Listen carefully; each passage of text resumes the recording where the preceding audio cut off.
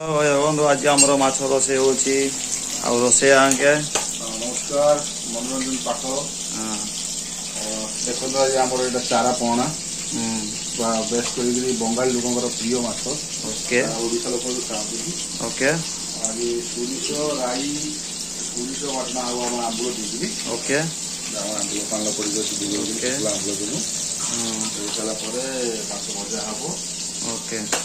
ବାଟଣା ହବ ଆଉ ମାଛ ଭଜା ଏ ଦେଖନ୍ତୁ ମାଛ ଛଣା ହଉଛି ପୁରା କଡ଼କ ହେଲା ପର୍ଯ୍ୟନ୍ତ ଭଜା ଯିବ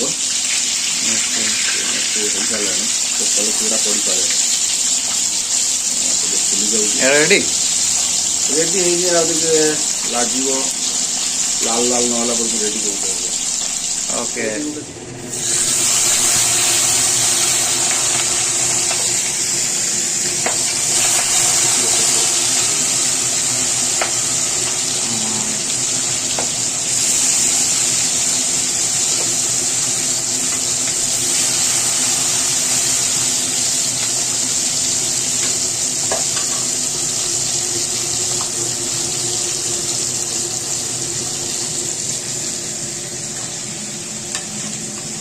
एक किलो में 14 पीस आता है